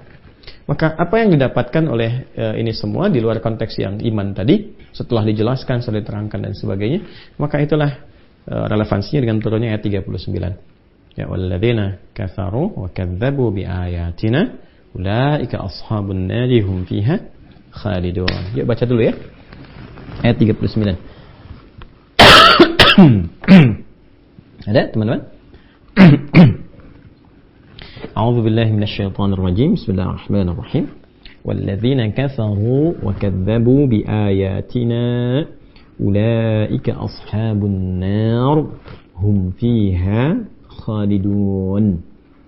Ayo kita dapati ya. Walladzina, adapun orang-orang yang, alladzina disebutkan 1080 kali dalam Al-Quran. Ini mencakup lintas gender, ya, lintas generasi, dan ini mencakup juga lintas profesi, macam-macam. Artinya ya ada saja potensi orang-orang yang mungkin tidak yakin, yaitu haknya masing-masing. Ya, menutup diri, mengcover dirinya dari Al-Quran misalnya, itu haknya masing-masing. Ya, tidak yakin silahkan. I'mal ma syi'ta fa innaka mayyit. Ya, silahkan kerjakan apapun, pada akhirnya kan Anda wafat juga. Ya, saya juga demikian, kita meninggal, kita semua meninggal. Nah, apa yang nanti akan menentukan di hari kemudian? Kan keyakinan kita masing-masing, bukan uang kita kan. Uang kan selesai, nggak dibawa dikubur juga. Bukan jabatan, jabatan selesai. Ya, sama-sama pengen almarhum kan ketika meninggal itu. Sama-sama semua pengen almarhum. Ya, yang menentukan apa? Keyakinannya. Makanya penting punya keyakinan yang benar saat hidup. Karena saat wafat yang dipertaruhkan keyakinan. Nah, keyakinan itu bahasa Arabnya disebut iman, keimanannya. Itu poin pentingnya. Ya, jadi sekarang silakan. Nanti yang dipertaruhkan keimanan masing-masing. Karena itu Quran datang dengan risalah yang indah, silakan saling menghormati. Setiap orang punya pilihan. Tapi nanti saat wafat, ya, nah keyakinan itu, keyakinan kita saat hidup itu yang dibawa. Adapun semua perbuatan kita di dunia itu selesai. Nah, Al-Quran menjelaskan dengan sangat tuntas. Hidupnya di dunia begini, setelah di dunia akan kemana, keadaannya di alam itu bagaimana, setelah di alam tunggu itu, ya, yang waiting roomnya di alam kubur, barzakh itu nanti seperti itu, selesai, nanti terjadi apa, sampai kapan, kalau kembali kepada Allah itu bagaimana, tuntas dijelaskan. Bukan cuma alamnya, bukan cuma kehidupannya, sampai bekalnya rinci. Nah, sekarang tinggal dikomparasikan saja. Ya, di Islam ada begini, kalau ingin memperkuat keislaman silahkan dicari. Ada nggak di kitab-kitab lain menjelaskan seperti itu rinciannya, sampai dengan dipandu dari yang paling simpel yang paling kompleks. Ya, kita punya satu panduan dari bangun tidur sampai tidur lagi, lengkap sekali dijelaskannya. Ya. Nah, walladzina kafaru, adapun orang-orang yang masih tetap mempertahankan diri, menutup dirinya untuk tidak beriman, ya, plus juga tadi kaitan dengan Al-Qur'an, dengan pedoman kehidupan, ya, dia tidak meyakini itu, wa kadzdzabu, dan juga ada yang mendustakan, mengekspresikan, ya, ketidakyakinannya terhadap Al-Quran dengan tindakan-tindakan yang ekstrim, entah itu mengolok-ngolok, bukan sekedar mengingkari, atau bertindak provokatif dan sebagainya. Yang kekinian rasanya ayat ini relevan untuk kita dapati pembuktiannya di beberapa tempat, gitu kan? Ya, kita perhatikan di Eropa kan ada semacam campaign yang saling terhubung satu dengan yang lainnya, itu pembuktian. Jadi ketika itu terjadi, ini menunjukkan bahwa apa yang Quran sampaikan benar. Tinggal nanti belajar tentang bagaimana cara meresponnya. Ya, karena Quran itu indah sekali ketika menjelaskan satu persoalan itu melihatnya sangat detail sekali. Ya, coba dilihat dulu, jangan langsung responsif. Apakah itu terhubung dengan motif-motif tertentu, ataukah memang yang diinginkan itu justru respon balik yang negatif, sehingga dengan itu jadi ada kampanye besar lagi. Nah, ini orang Islam nih. Ya, sifatnya begini, sifatnya begitu. Nah, bagi cara elegannya bagaimana? Itu setiap ada kejadian, solusinya itu sangat luar biasa. Ya, luar biasa. Jadi dari segi perspektif hukum pun memang itu yang dibutuhkan, cara-cara elegan untuk bisa, ya, mengcounter isu-isu yang tidak baik itu dengan sangat jeli sekali. Kalau ada begini, nah ini seperti ini seperti ini, responnya begini. Dan hasilnya sangat luar biasa ketika dipraktekkan, justru itu menunjukkan kebenaran Islam yang boleh jadi memberikan peluang hidayah, ya, untuk orang-orang yang memang belum kenal, belum tahu menjadi tahu, dan itu menjadi jalan hikmah bagi sementara orang untuk mengenal Islam, bahkan untuk berislam. Ya. Walladzina kafaru wa kadzdzabu biayatina, dengan berbagai tanda yang telah kami tampakkan, ya, kebenaran-kebenaran dan sebagainya. Saya bacakan tafsirnya. Saya di sini sekarang menggunakan kitab Jami'ul Bayan, atau kita kenal dengan tafsir Imam At-Tabari, ya. Untuk lebih menjelaskan dari riwayat. Yani walladzina jahadu ayati wa kadzdzabu rusuli, ya, wa ayatullahi hujjajuhu wa adillatuhu ala wahdaniyatihi wa rububiyyatihi wa ma ja'at bihi ar-rusulu min al-a'lami wasyawahid ala dhalik wa ala sidqiha fima anba'at an rabbiha, ya, wa qad bayyana anna ma'na al-kufri at-taghtiyah ala syai'. Seperti yang tadi saya sampaikan. Jadi disampaikan di sini, dan orang-orang yang mengingkari dengan sangat keras apa yang telah aku tunjukkan, kata Allah, ya, dari berbagai pembuktian tentang kebenaran berkehidupan, ketuhanan Allah Subhanahu wa taala, diterangkan logika bertuhanan, kemudian dijelaskan dengan datangnya rasul, ya, kemudian dari mulai hujjah, dalil, ya, argumentasi, pembuktian yang nyata, baik itu secara nas, ya, jadi ada yang akli, ada yang nakli. Yang nakli itu nas, ini nasnya Qur'annya. Silahkan diriset, kalau engkau nggak percaya Quran, silahkan dicek kebenarannya, struktur bahasanya, ada nggak yang seperti itu, silahkan. Baru setelah itu kontennya, kaji secara ilmiah, secara intelektual, secara akal, betul nggak seperti itu, bagaimana pembuktiannya, perjalanan sejarahnya, gitu kan, ditunjukkan. Lalu dikorelasikan dengan konteks kehidupan, rububiyah namanya. Rububiyah itu bisa dicek dalam kehidupan. Ya, lihat langit, lihat lautan, siapa yang mencipta ini? Manusia bisa desain itu nggak? Ya, oh ini alam semesta. Alam semesta itu apa? Alam semesta itu kan tempat kita berkehidupan. Alam itu kan bahasa Arab namanya tanda. Kenapa disebut alam? Karena Tuhan memberi tanda di situ untuk mengenalkan Dia pada kita sebagai makhluknya. Jadi jangan katakan misalnya ini perbuatan alam semesta, ini enggak, alam semesta itu kok tempat kita berkehidupan, alam, ya kan, di semesta ini. Nah, alam itu dari bahasa Arab, tanda, jamaknya disebut alamin, jam'ul jama'. Ya, Allah mendeklarasikan dirinya dengan apa? Rabbul alamin, alhamdulillahi rabbil alamin. Jadi ketika kita mengatakan alam manusia, alam hewan, alam tumbuhan, itu kan, alam langit, alam bumi, dikatakan semesta semuanya, maka di alam itu, di semesta itu ada tanda untuk mengenal Tuhan. Nah, itu poinnya. Allah tunjukkan tanda. Ya, tanya, kalau kita ngaji Quran lebih dapat lagi. Kamu lihat langit, kamu sadar nggak yang mencipta langit itu siapa? Tanpa tiang dengan keindahan segala rupa. Bisa wujud begitu. Ya kan? Bahkan wa fi anfusikum afala tubsirun, bahkan dari kamu sendiri. Siapa yang mencipta sehebat sedahsyat itu? Ya, bagaimana kita bisa jawab, gitu kan? Nah, ini nggak mungkin kecuali ada ya satu sosok, satu zat yang di luar ya kesamaan dengan sifat-sifat manusia atau sifat alam itu sendiri. Apa itu? Khaliqul alam, Rabbul alam. Ya Rabbul alamin, ya pencipta semuanya, perawat semuanya. Nah, itu tanda-tanda yang kita dapatkan dari analisis kehidupan, ya, dari yang nampak, daratan, lautan, ya, sampai kemudian di gurun dimanapun, sampai di udara, nah, menunjukkan kita sadar bahwa ada pencipta ini semua. Itu disebut rububiyah namanya. Disebut apa? Rububiyah. Inna fi khalqis samawati wal ardi wa ikhtilafil laili wan nahari la ayatin liulil albab. Nah, orang yang mampu menangkap itu esensi keberhidupan itu disebut dengan ulul albab namanya. Itu ada di Quran surah ke-3 ayat 190. Baik, nah ada orang-orang yang sudah ditampakkan semua itu, dianalisis sampai kadang-kadang yang benar nyatanya. Misal, Quran berbicara tentang Fir'aun, bagaimana ditenggelamkan di lautan, pembuktiannya bagaimana dan sebagainya. Jasadnya ditemukan muminya, dan sepakat, ilmuwan sepakat ketika ditemukan itu ada kandungan-kandungan garam yang menunjukkan dia tenggelam di lautan dan sebagainya. Sifat-sifatnya sama persis disampaikan oleh Al-Quran. Jadi ada yang tertuliskan di dalam mushaf di Al-Quran, ya, jelas kita temukan, nanti ada pembuktian dalam konteks kehidupan kita. Pembuktiannya sudah nyata. Nah, itu yang disebut dengan ada hujjah, ada adillah. Ada hujjaj, ada adillah. Ada hujjah, ada dalil. Ini ada nih pembuktiannya. Ini ada nasnya. Ini pembuktiannya. Nah, kalau sampai semacam itu belum yakin juga, kan, dia tetap tidak beriman, bahkan ada yang merespon dengan provokatif, dengan ekstrim dan sebagainya, sudah ulaika ashabun nar hum fiha khalidun. Maka pertanyaannya yang seperti itu kemudian selesai, hidupnya selesai dan meninggal, kan meninggal juga. Jadi yang mohon maaf, yang baik meninggal, yang tak baik juga meninggal, semua manusia kan meninggal. Enggak ada yang bertahan sampai sekarang. Semua apa? Meninggal. Nah, sekarang saat meninggal itu bagaimana keadaannya? Kan harus dijawab. Kan harus ada jawaban, kan Islam memberikan jawaban seperti apa dalam konteks keislaman. Nah, di sini Islam datang dengan jawaban. Islam datang dengan apa? Jawaban. Di dunia kan kita selesai nih. Materi selesai sebagainya. Pertaruhan kita kan keyakinan kita. Ini yakin kan setelah kehidupan, setelah kematian ada kehidupan lagi, yakin enggak? Nah, keyakinan itu kan iman. Nah, kita sudah mendapatkan semua keterangan tadi, punya keyakinan kita kerjakan. Ada yang enggak yakin dengan itu, dia punya konsep lain atau cara pandang lain, silahkan nanti dipertaruhkan. Nah, dalam Islam pada orang-orang begini, itu apa jawabannya? Maka Quran menyampaikan, ulaika ashabun nar. Ya Allah mesti adil, mesti adil. Nah, bagaimana keadilan Allah diterapkan di sini? Bagi orang-orang yang benar bertugas dengan keimanannya, dengan di dunia dia bertugas karena iman, kehidupan dijalani dengan iman, wafat karena iman, kan? Wala tamutunna illa wa antum muslimun, dia patuh, dia taat kepada Allah, dia jaga imannya, maka pulang dengan imannya itu dia mendapatkan ini. Ya, jannah. Dari mana itu bisa kita dapatkan keterangannya? Al-Baqarah ayat 25 yang pernah kita kaji. Quran surah kedua ayat 25. Itu dijelaskan sangat terang dari mulai iman, hubungan nanti dengan amal soleh. Amal soleh itu nama umum untuk ibadah, muamalah dan akhlak. Ketika digabungkan karena Allah, dikerjakan karena imannya, maka amal berubah jadi soleh. Ya, jadi amal itu tadinya netral. Amal itu netral, mau baik juga netral. Ya, Anda memberi orang lain misalnya makanan, itu kan baik kan? Nah, itu masih amal tuh. Tapi ketika dikerjakan karena dorongan iman saya yang menyuruh saya berbuat seperti itu. Ya, saya diminta bersedekah karena yakin dengan iman, maka amal itu disifati dengan saleh.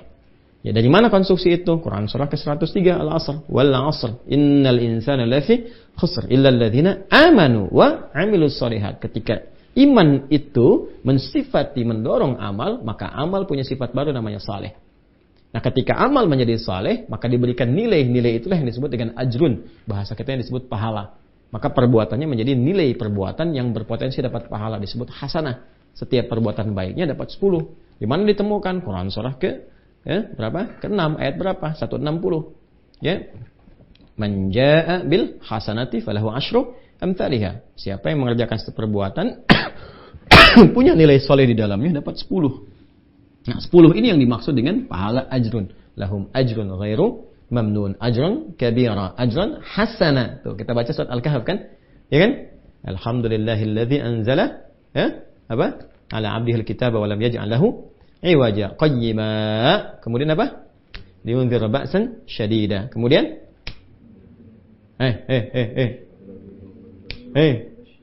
wa yubashshiran mu'minina alladzina ya'maluna shalihati anna lahum ajran hasanah. Tuh, hasanah itu dari sifat hasanah.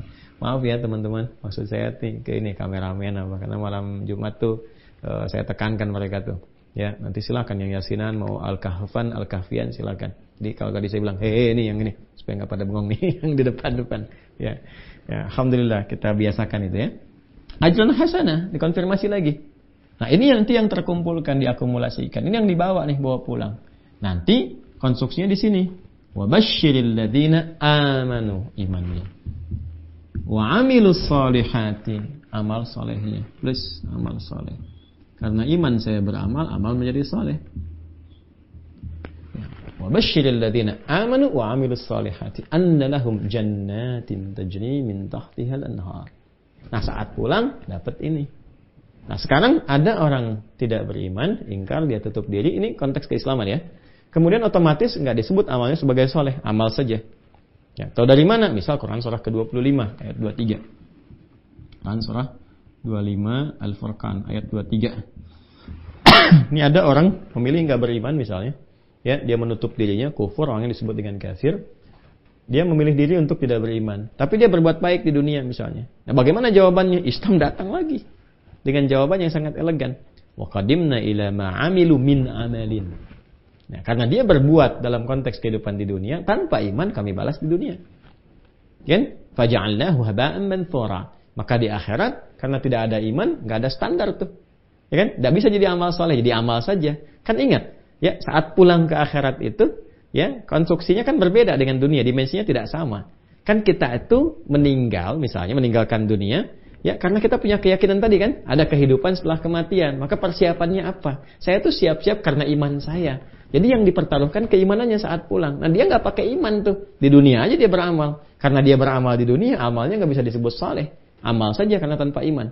Wa qadimna ila ma 'amilu min amalin, salehnya nggak ada di situ. Faja'alnahu haba'an manthura. Maka di akhirat nggak bisa dinilai. Ya, kalau dinilai menjadi tidak adil di situ. Kenapa? Karena yang satu pakai iman, satu nggak pakai iman, nggak ada keadilan di situ.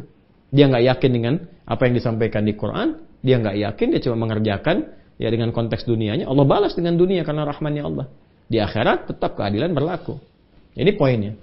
Nah, bagi orang-orang yang memilih tadi untuk kafaru dan wakadzabu, ini yang ekstrim dan sebagainya. Bagaimana ini? Nggak bisa di jannah juga kan? Nggak bisa di jannah, nggak bisa disamakan. Maka mesti ada tempat lain. Ya, masih ada tempat lain. Karena dia tidak membawa misi dengan baik, tidak mengerjakan dengan benar, bahkan provokatif, bahkan mengingkari, dan dalam konteks yang lebih dahsyat lagi, ya, bahkan mendustakan ketuhanan misalnya Allah yang telah menciptakannya dalam konteks keislaman ya. Maka apa yang terjadi? Nggak bisa masuk ke sini. Allah harus adil. Masuknya ke tempat selain ini. Disebut an-nar. Ulaika ashabun nar. Maka nggak bisa ke sini, nggak bisa masuk. Yang ada ke tempat ini, di nar. Ya kan? Nah, itu kan konsekuensi logis ya kan? Ya kan? Kalau Anda mendapati sesuatu yang baik, tempatkan di tempat yang baik kan? Yang tidak baik, tempatkan di tempat yang tidak baik kan? Ya, atau lawannya. Nah, di akhirat itu cuma dua tempatnya, imma jannah atau nar, imma surga atau neraka. Jadi kalau nggak ke surga ya ada di sini. Ya, kecuali yang tempat transit disebut dengan a'raf itu yang seimbang amal baik dan buruknya dan masih ada iman di dalamnya. Ya, ini poinnya. Maka ada ulaika ashabun nar. Dan saat masuk neraka pun itu Allah masih menerapkan keadilannya. Ya. Dia tanpa iman masuk ke sini. Ashab itu kan teman lekat yang tidak pisah. Ya, jadi kalau benar-benar nggak ada iman, ya itu lama di sini terus, ya tidak pisah, artinya abadi.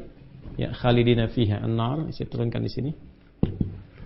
Ya, dan ini pun yang ketika dikerjakan tidak ada imannya, itu diukur lagi berdasarkan dengan standar perilaku keburukannya saat di dunia. Nanti dikelompokkan pada 7 bagian ekstrim. Ya, makanya nanti ada sab'ul mubiqat, 7 yang mencelakakan itu yang pokoknya itu hati-hati itu. Ya, dan neraka pun Nabi declare-nya jelas. Ya, nar itu disusun dengan 7 pintu. 7 pintu itu maksudnya 7 pokok keburukan. Ya, makanya nanti ada masing-masing tuh kalau kita ngaji kan nanti ada lava misalnya. Kalla innaha lava. Ya. Kemudian ada apa lagi? Khutamah. Apa lagi nih? Antum nih yang di sini. Kemudian apa lagi? Hawiyah. Tuh. Ada ladha, hutamah, hawiyah. Apalagi yang antum tahu? Ada sa'ir. Ashabus sa'ir di surah Al-Mulk. Apalagi? Saqar. Ma salakakum fi saqar. Qalu lam nakum minal musallin. Apalagi? Jahim, ashabul jahim. Ya, yang paling dahsyat apa? Jahannam nomor 7 yang terakhir. Ini yang hati-hati banget. Jahannam yaslaunaha. Tuh. 7 nih.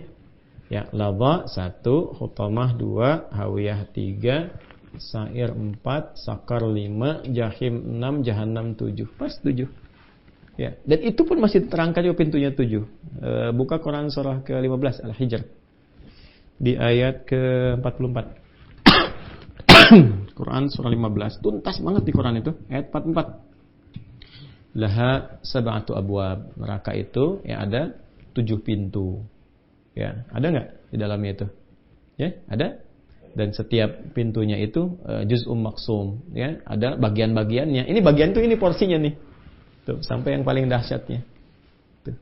Ya, mesti hati-hati teman-teman sekalian. Ya, nanti coba buka di Al-Hijr ayat 44 di halaman 87. Halaman 87 paling kanan berarti. Nah, nanti di Az-Zumar ayat 71 diterangkan lagi hatta idza ja'uha futihat abwabuha. Ya, sampai nanti orang-orang ini ketika datang karena dia nggak ada bekal itu, dia mesti ke sini. Dibukalah pintunya itu, wa futiyat abwabuha. Ya. Dibuka pintu-pintu sesuai dengan ya keburukan-keburukan perilakunya. Silakan. Dari tingkat-tingkat ini nih. Nah, nanti yang masuk sini pun ada 2 golongan lagi. Golongan yang tidak beriman, ada golongan yang mengaku ada iman atau beriman tapi berbuat buruk dalam hidup, tidak mencerminkan keimanannya. Misal ngaku muslim tapi nggak sholat, ya masalah kakum fis sakar, qalu lam nakum minal musallin. Kenapa kok kamu kumpul sama orang nggak beriman di sini masuk sakar? Kami ngaku muslim tapi nggak sholat, kan? Sengaja meninggalkan sholat misalnya. Atau ada lagi yang sholat tapi juga senang mencela orang. Ya, sholat senang bikin hoax, sholat senang berselisih, senang konflik, senang provokasi. Itu ada tuh. Di hadis Muslim tuh ada yang masuk neraka karena yang begitu. Maka dimasukkan di situ. Ya, dibersihkan dulu. Ada keterangan dari nabinya? Ada.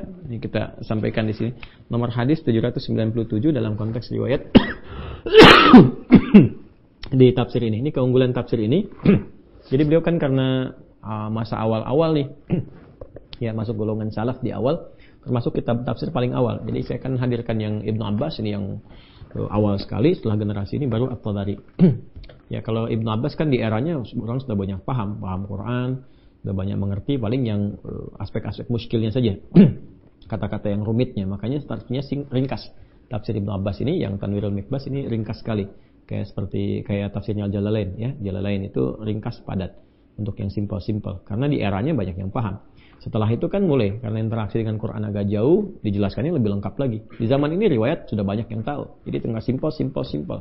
Era semakin berkembang, dekat-dekat kayak kita sekarang ini, ya kan? Sudah interaksi dengan Qurannya pada jarang, gitu kan? Nah, tapi pada jadi mufti, ini yang repot tuh. Udah jarang ngaji, memberi fatwa, ini repot tuh. Terus baca terjemah, nggak bisa baca dengan baik, kayak Qurannya masih sudah ngasih pandangan. Yang paling bahaya itu, paling musibah, orang yang berilmu disalahkan oleh orang yang tidak berilmu. Itu paling musibah itu. Paling musibah, ya. Balik ke sini. Yuk kita bacakan riwayatnya. Haddatsana bihi Uqbah bin Sinan al-Basri qala haddatsana. Jadi At-Tabari menerima ini, ya. At-Tabari. Imam Abdul Jarir At-Tabari menerima riwayatnya langsung karena beliau kan dari kalangan awal-awal nih. قال الإمام الطبري رحمه الله تعالى حدثنا به عقبة بن سنان البصري ولو من رمى عقبة بن سنان البصري قال حدثنا غسان بن مضر قال حدثنا سعيد بن يزيد وحدثنا ثوار بن عبد الله العنبري قال حدثنا بشر بالمفضل قال حدثنا أبو مسلم سعيد بن يزيد وحدثني يعقوب بن إبراهيم وأبو بكر بن عون قال حدثنا إسماعيل بن علية عن سعيد بن يزيد عن أبي نضر عن أبي سعيد الخدري. Wah, ini sanad ini. Wah, di Islam tuh indahnya begitu. Ya, nggak boleh satu diterima sebagai informasi dari aspek keagamaan, apalagi yang terkait ibadah misalnya, apalagi akidah, kecuali ada transmisi periwayatnya. Dan itu diseleksi orang-orangnya secara selektif. Jadi kalau di ilmu namanya sanad, kalau di orang namanya nasab. Nah, ilmu sanad dengan ilmu nasab berbeda. Jangan pakai ilmu sanad di nasab, nggak akan nyambung, ya kan? Walaupun bisa diurut-urutkan begitu, ada, tapi ada perbedaan. Dan itu ada disiplin ilmu sendiri. Ya, nanti lain waktu kita bahas. Ya. Lain waktu kita bisa bahas. Nah, ini kita sedang bicara tentang sanad. Nanti di muqaddimah Sahih Muslim Ibnu Sirin juga berkata demikian yang pernah saya sampaikan. Ya. Baik. Al-isnad minad din, bahwa sanad itu termasuk bagian dari perangkat agama. Gitu ya. Laulal isnadu, kalau tanpa isnad itu ya maka orang bisa mengatakan apa yang dia inginkan, makanya ngarang-ngarang, harus ada verifikasinya. Nah, ini di Islam ada demikian. Jadi Ibnu Jarir At-Tabari mendapatkan ini sampai tersambung ke sahabat mulia sampai dari Nabi sallallahu alaihi wasallam. Jadi sahabat mulianya Abi Sa'id Al-Khudri radhiyallahu ta'ala anhu dari Nabi sallallahu alaihi wasallam. Qala Rasulullah sallallahu alaihi wasallam. Rasulullah sallallahu alaihi wasallam bersabda, "Amma ahlun nari alladzina hum ahluha." Adapun ahli neraka itu yang dinilai sebagai ahlinya, keluarganya. Ahli kan nggak bisa keluar, masuk di situ kan, namanya keluarga. Fa innahum la yamutuna fiha wa la yahyaun. Maka mereka kekal di neraka itu. Ya enggak hidup, enggak mati, ya begitu aja. Begitu disiksa, hancur, ditumbuhkan lagi, diadakan lagi, ya. Itu yang paling rendah loh. Paling rendah dan enggak keluar dari neraka. Itu ada di Quran surah ke 4 ya, An-Nisa. Ayat ke-56. Oh, yang tadi yang 87 itu Al-Hijr, bukan nama 87, An-Nisa yang 87. Ya, Al-Hijr ayat ke-44, di An-Nisa ayat 56. Coba buka An-Nisa ayat 56. Paling kanan tuh. Ya, halaman 87 betul. Innal ladzina kafaru bi ayatina sawfa nuslihim nara kullama nadijat juluduhum baddalnahum juludan ghairaha liyadhuqul 'adzab. Ada ayatnya? Ya, innal ladzina kafaru tadi tuh. Yang Al-Baqarah 39 kan dibuka dengan wal ladzina kafaru, gitu kan? Wa kadzdzabu bi ayatina, dijawab oleh Allah yang serendah-rendahnya. Kan kalau kadzabu sudah provokatif tadi, sudah ekstrim dan sebagainya. Ya, kafaru ingkar. Ini yang paling rendah di neraka itu, yang paling rendahnya. Nabi tadi sampaikan la yamutuna fiha wa la yahyaun. Ya, la yamutu wa la yahya. Ya. Jadi ini sudah enggak hidup, enggak mati. Artinya apa? Disiksa sampai habis, sampai gosong, sampai macam-macam, selesai. Itu dihidupkan kembali. Ya, artinya dihidupkan itu ditata seperti baru lagi, seperti awal lagi untuk merasakan hal yang sama. Maka Allah sampaikan innal ladzina, sungguh aku tegaskan orang-orang yang kafaru, mereka ingkar sejak kehidupan di dunia, enggak yakin dengan keadaan yang aku jelaskan tentang akhirat, ya, tentang alam kubur sebelumnya. Ya, innal ladzina kafaru bi ayatina. Baca Al-Baqarah 39, wal ladzina kafaru wa kadzdzabu bi ayatina. Sekarang dikeluarkan dulu yang terendahnya, kadzabunya dikeluarkan dulu, ya, ditetapkan yang kafarunya dulu, yang kadzabu dihindarkan dulu. Karena kadzabu itu kan sudah ekstrim. Nah, sekarang diambil titik yang paling rendahnya tapi dia kufur. Kadzabunya dikeluarkan, dimasukkan kafarunya. Innal ladzina kafaru bi ayatina. Ya, masyaallah. Allahu akbar. Ini kan yang Al-Baqarah ayat 39, Quran surah 2 ayat 39. Ini kan walladzina kafaru wa kadzdzabu bi ayatina. Ya, tina. Ya kan? Nah, ini kan kita nggak bisa samakan. Jadi ada yang kafaru saja, ada yang kafaru dan kadzdzabu. Ya, kalau kafaru saja dia ingkar kan dengan Quran, dengan berbagai hal, imannya dia ingkari, sudah, kan? Nah, ini ada yang kafaru dan kadzdzabu, sudah ingkar, dia provokatif, dia bertindak ekstrim dan sebagainya. Maka oleh Quran dipisahkan dulu. Nih, yang walladzina kafaru saja tanpa kadzdzabu. Jadi, turunlah Quran surah keempat ayat 56. Innal ladzina kafaru bi ayatina. Tuh. Silakan bandingkan. Walladzina kafaru wa kadzdzabu bi ayatina. Yang kafar saja tanpa kadzdzabu dijawab di Quran surah 4 ayat 56. Innal ladzina kafaru bi ayatina sawfa nuslihim nar. Golongan yang pertama yang kufur saja, ya, walaupun dia tidak bertindak provokatif, tidak ikut tindakan ekstrim, tapi dia menjaga kekufurannya sampai wafat, tidak beriman. Ya kan? Sudah gitu kan? Maka apa yang terjadi? Walaupun dia dapat masuk ke dalam nar itu, tetap serendah-rendahnya sawfa nuslihim nar, ditarik ubun-ubunnya, dicelupkan ke neraka. Ya. Nah, cara mencelupkan begini. Celupkan sebegini kan? Kalau bikin teh celupkan begini. Ya, masukkan, angkat kan begitu kan? Ya, enggak dicelupkan kan enggak begitu saja. Celupkan kan celup, angkat. Nah, itu begitu dicelupkan, kullama nadijat juluduhum, begitu dicelupkan hancur semua tubuhnya. Dan kulit-kulitnya. Kenapa disebutkan kulit? Karena kulit itu indera perasa yang paling pekat. Saya sering mengilustrasikan kalau ada orang dicambuk gitu, kan, cambukan pertama sakit rasanya, kedua sakit, dicambuk terus di tempat yang sama sampai kulitnya mengelupas, maka sakitnya akan berkurang. Ya, karena beberapa saraf yang ada di dalamnya itu kan ya sudah baal istilahnya itu kan, sudah mulai kurang berasa lagi. Ya kan? Tapi kalau dipindah di tempat lain, rasanya akan sakit kembali kan seperti awal. Nah, ini diilustrasikan, dimasukkan ke dalam neraka itu oleh sakamitsli syai'. Habis itu semua dengan kulit-kulitnya. Maksudnya habis, terasa sakitnya luar biasa semua. Nanti begitu diangkat lagi, baddalnahum juludan ghairaha, dibentuk lagi dengan kulit yang sempurna lagi. Liyadzuqul adzab, supaya antara yang pertama dirasakan itu terus sama dengan yang selanjutnya. Itu aja. Ya, sekali celup itu seharinya kan 1000 tahun. Berarti kalau 1 detik kurang lebih 48 hari. Ini kalau ada yang dimasukkan 1 detik saja itu sama dengan 48 hari. Makanya disebut oleh Nabi sallallahu alaihi wasallam, la yamutuna fiha wa la yahyaun. Itu enggak hidup enggak mati. Artinya udah hancur habis, naik, dihidupin, dibentuk lagi, dibaruin lagi, terus lagi begitu. Selamanya. Khalidan fiha. Itu yang paling rendah. Nah, nanti yang paling dahsyat ada kadzabu di mana? Ya, contoh di An-Nisa, kita ambil di surat yang sama saja supaya enggak jauh-jauh buka mushafnya. Ya. Quran surah keempat di ayat 140, paling kiri sebelah bawah. Quran surah 4 ayat 140. Ya. Sudah? Paling kiri sebelah bawah, persis paling pojok, paling bawah kiri. An-Nisa ayat 140. Wa qad nazzala 'alaikum fil kitabi an idza sami'tum ayatillahi yukfaru biha. Ini kafar. Wa yustahza'u biha. Yustahza itu bentuk daripada takdzib. Kan tadi saya katakan, yang takdzib itu mendustakan, itu ada langkah provokatifnya. Kadang kan mengolok-olok gitu kan. Ya kan ada yang bukan sudah dia ingkar, dia mengolok-olok gitu kan. Ya ada ngolok-olok aspek tauhid, ngolok-olok masuk ibadah, macam-macam lah gitu. Kadang diplesetkan ayat Quran, dan yang paling ekstrim kan yang tadi saya sempat contohkan. Nah, itu yang paling rendahnya saya dari sifat takdzib itu istihza. Ya, mengolok-olok, merendahkan, ya mengalihkan kepada konteks yang lain dengan tujuan hawa nafsu semata. Perhatikan, waqad nazzala 'alaikum fil kitabi an idza sami'tum ayatullahi, ya, an idza sami'tum ayat billahi yukfaru biha, diingkari, kafar yukfar, wa yustahza'u biha. Ini praktik dari takdzib. Fala taq'udu ma'ahum hatta yakhudu fi haditsin ghairi innakum idzan mithluhum innallaha jami'ul munafiqina wal kafirina fi jahannam jami'a. Tingkat tertinggi jahannam. Oke? Kata Allah, kalau Anda menyaksikan ada orang-orang yang provokatif terhadap ayat-ayat Allah, ke Al-Quran, kan? Ngolok-ngolok atau yang paling ekstrim macam-macam. Udah, yang pertama, jangan balas dulu dengan tindakan anarkis. Nggak usah anarkis. Ya, nggak usah bersikap anarkis dulu. Tinggalkan aja.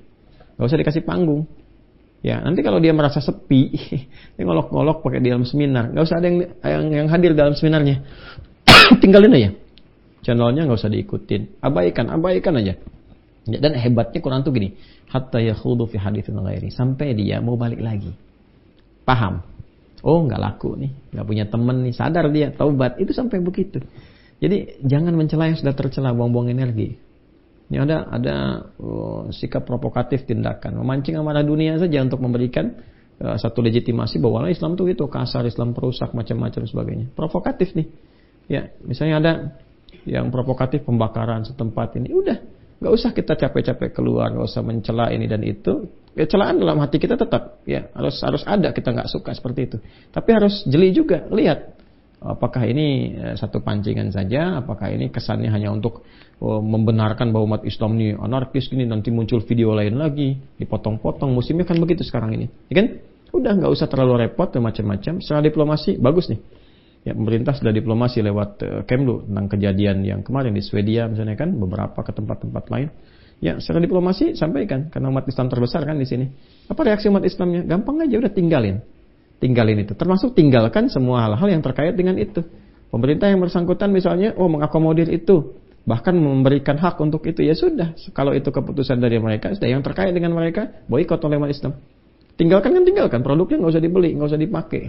Ya, nanti kalau udah itu ditinggalin, kita nggak usah reaktif, nggak usah pakai aja. Ini produknya, ini negara mana nih yang melakukan itu? Oh ini, dia melindungi nggak? Kalau dia menghukum berarti benar tindakan. Tapi kalau difasilitasi, udah, berarti membenarkan nih. Udah, produknya nggak usah dibeli. Ya, dari makanan, dari produk ini, dari tokonya, dari retailnya, tinggalin aja. Ya, ada di kita nggak di Indonesia? Oh ada, udah, umat Islamnya konsisten, nggak usah dicela, nggak usah diapa-apain, jangan dibeli, boikot semuanya, tinggalkan. Ya, udah selesai, aku tinggalkan ini selesai. Nah, ini dampaknya seperti ini. Sehingga mereka merasakan hatta yakhudhu fi haditsin ghairi. Ya, sampai mereka merasakan bahwa tindakan itu enggak benar. Oh, ini merusak nih. Satu orang ini melukai perasaan banyak orang di muka bumi ini gitu kan. Dan ini merusak ancaman terhadap konteks harmoni, konteks negara macam-macam. Lama-lama kan muncul undang-undang melarangnya. Dan kita enggak usah keluar banyak energi pada hal demikian. Nah, itu sangat logis gitu. Untuk bisa dilakukan sebagai ekspresi yang benar, yang wajar. Ya. Dan itu nggak usah banyak diskusi, banyak komentar, banyak debat, tidak perlu. Dan tujuannya itu bukan untuk mencela, untuk merendahkan, atau misalnya untuk membangun permusuhan, tidak, untuk memberikan satu sinyal bahwa ini nggak bagus, yang seperti itu. Jadi kalau ada seminar macam-macam ngolok-ngolok, tinggalkan.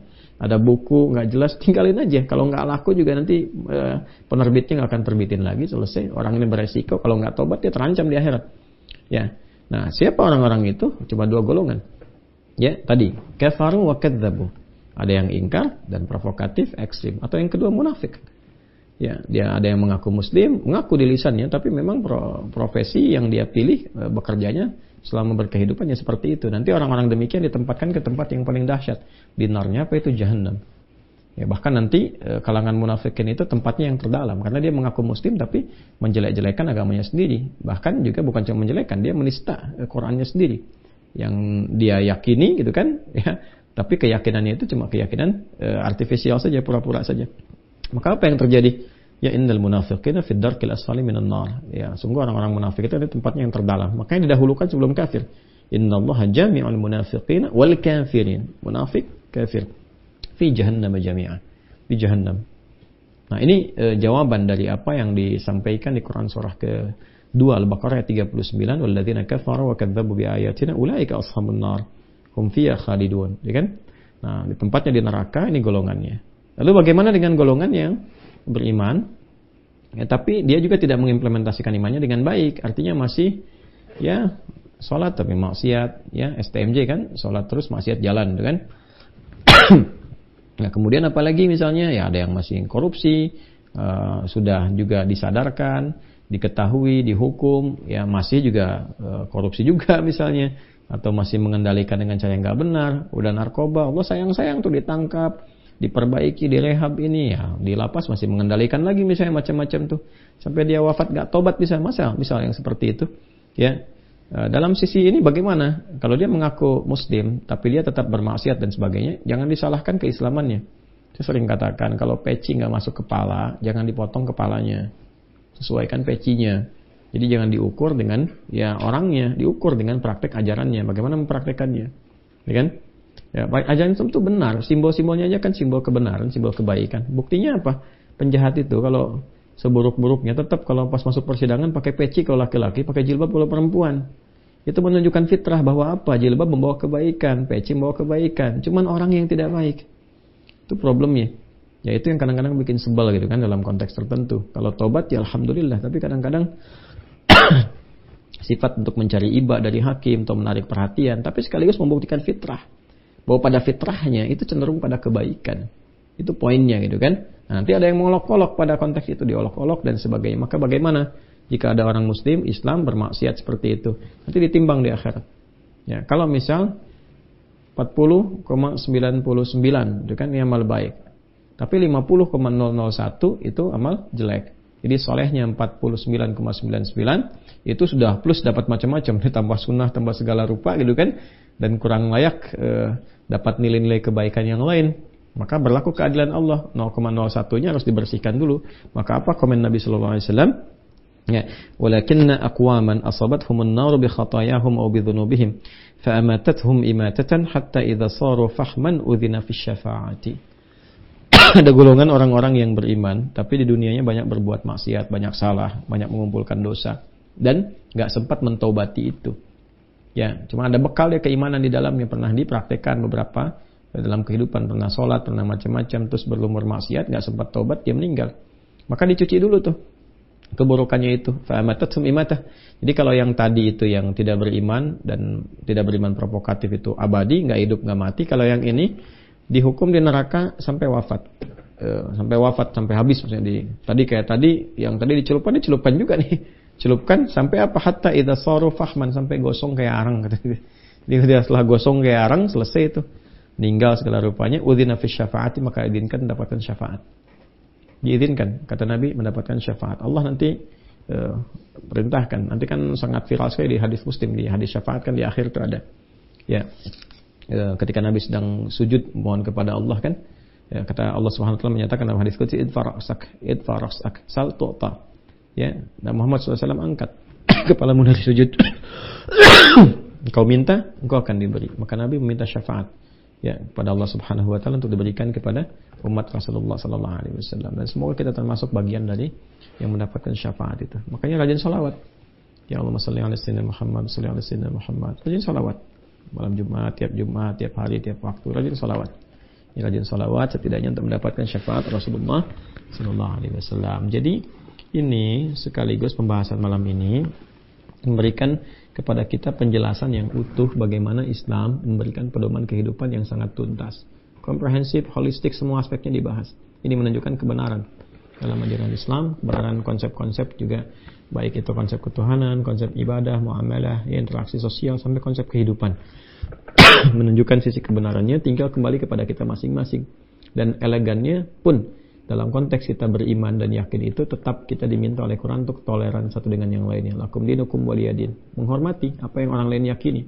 Tidak perlu memaksakan, silakan orang bertanya, jelaskan. Ya, kemudian saling berargumentasi dengan cara yang baik, tidak saling mencela. La ikraha fiddin, bahkan tidak ada paksaan. Jangan pernah memaksa orang, hanya menjelaskan. Ya, itu satu hal yang sangat indah yang bisa kita dapati dan tinggal kita mempraktikkan dalam kehidupan itu semua. Ini yang bisa kita bahas teman-teman sekalian di pertemuan malam hari ini. Terima kasih doa-doanya. Alhamdulillah Allah berikan kekuatan untuk bisa mengajar malam hari ini. Semoga Allah sehatkan kita semua.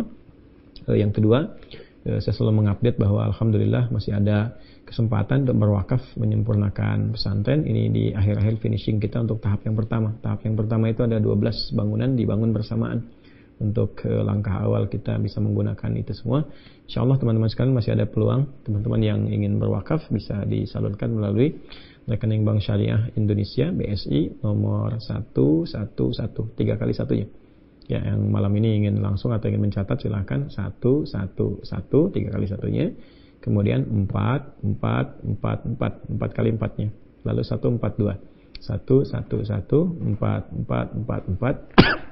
142 atas nama Ma'had Islam Rafi' Akhyar. Ya, atas nama Ma'had Islam Rafi' Akhyar. Dipersilakan teman-teman, itu wakaf ya, bukan donasi. Saya tidak pernah meminta donasi. Wakaf itu artinya peluang ibadah. Siapa yang ingin ibadah lewat harta, yang semua hasil dari itu diwakafkan, dimauqufkan, diberhentikan, semua kepemilikannya diserahkan kepada Allah. Jadi hanya Allah yang memiliki, kita kemudian mengelola itu semua dengan cara yang benar dan diniatkan ibadah. Maka semua lahannya nggak ada yang memiliki. Ya, Adi Hidayat tidak, semua tidak ada, termasuk juga bangunannya kita serahkan lillah, semuanya karena Allah Subhanahu wa taala. Ya, kemudian yang kedua juga saya menegaskan kembali apa yang telah saya sampaikan, teman-teman mesti berhati-hati. Satu, jika ada yang menyampaikan kepada Anda peluang-peluang untuk mengundang misalnya saya pribadi untuk mengisi di tempat manapun, baik di dalam ataupun di luar negeri, saya tidak memiliki agen apapun. Hati-hati teman-teman sekalian, saya tidak memiliki agen apapun. Jadi kalau ada yang menawarkan jasa ini, apalagi yang meminta materi tertentu, abaikan saja. Ya, teman-teman yang ingin menyampaikan undangan atau apapun kami mengajar, sampaikan lewat Akhyar Center saja. Di Akhyar Center biasanya kami bikin jadwal setahun sekali dari Oktober ke depan. Langsung ke Akhyar Center saja, itu deskripsi nanti ada nomornya. Teman-teman kontak ke situ aja, dan nggak ada satu kali pun hal-hal terkait dengan permintaan materi ini dan itu. Ya, nggak ada tarif, nggak ada minta ini itu, nggak ada sama sekali. Ya, jadi teman-teman sampaikan kalau saya sehat, waktunya pas saya datang. Alhamdulillah. Ya, jadi begitu ya, kalau ada agen-agen tertentu atau apa, karena ada beberapa kasus yang saya perhatikan demikian. Bahkan saya kemarin audit juga beberapa yang saya lihat ternyata ada beberapa pihak yang ketika saya datang, saya cek itu ada yang mengatasnamakan surat, bahkan bawa stempel, bawa ini itu, dan itu tidak ada sama sekali. Ya, tidak ada sama sekali menawarkan jasa ini harga sekian, naudzubillah min dzalik, itu dosanya berlipat tuh. Ya, pun yang kedua itu terkait dengan produk-produk ya, yang tiba-tiba ada video-video saya yang terkait dengan itu juga saya harapkan tuh segera bertobat, segera diperbaiki. Yang nggak baik yang seperti itu berjualan demikian ya, yang ada buku tentang sholat tuh entah karangan siapa atau penerbitnya dari mana, ya hati-hatilah, ya, hati-hati yang dilakukan tidak berkah tuh ya, rezeki yang didapatkan haram, ya, hati-hati, ya, saya kasihan saja untuk mengingatkan, karena rezeki Allah sudah bagi, nggak akan pernah kekurangan. Jadi kalau ada yang baik, cari dengan cara yang baik. Ya, saya cuma kasihan, saya tidak dirugikan, ya, kecuali konteks hukum positif. Ya, saya hanya kasihan karena itu saya mengingatkan. Dan dampaknya ke kami kadang-kadang ditanyakan. Ada yang konfirmasi, saya sudah beli buku Ustadz yang ini, padahal saya tidak pernah menulis tentang itu. Yang terkait dengan sholat masih kami rumuskan karena banyak sekali yang kami sampaikan. Ada buku lain yang pengarangnya entah siapa, kemudian dikonfirmasikan, ada yang tanya ini itu, saya tidak bertanggung jawab dengan itu. Karena saya masih lihat ada videonya di YouTube itu ya, beberapa video-video dengan akun-akun yang berbeda. Ya, taqillah, takwalah pada Allah Subhanahu wa taala. Sekira itu teman-teman sekalian, terima kasih. Mohon maaf. Semoga Allah himpun kita dalam kebaikan, rahmati kita, sayangi kita. Maafkan saya belum bisa berbuat banyak, dan mohon maaf juga kalau belum konsisten dengan baik mengamalkan apa yang saya share atau saya ajarkan. Semoga teman-teman berkenan memaafkan dan memohonkan ampunan, sehingga Allah Subhanahu wa taala senantiasa menjaga dalam kebaikan dan mengampuni hal-hal kurang yang boleh jadi masih tampak pada diri saya. Terima kasih banyak. Allahumma taqabbal minna innaka antas samiul alim wa tub alaina innaka antat tawwabur rahim. Wa sallallahu ala sayyidina Muhammad wa ala alihi wa sahbihi ajma'in. Wa akhiru da'wana subhanakallahumma bihamdika nashhadu an la ilaha illa anta nastaghfiruka wa natubu ilaik. Walhamdulillahi rabbil alamin. Jazakumullah khair. Terima kasih teman-teman yang rekam yang semuanya. Semoga Allah berikan pahala berlipat. Assalamualaikum warahmatullahi wabarakatuh.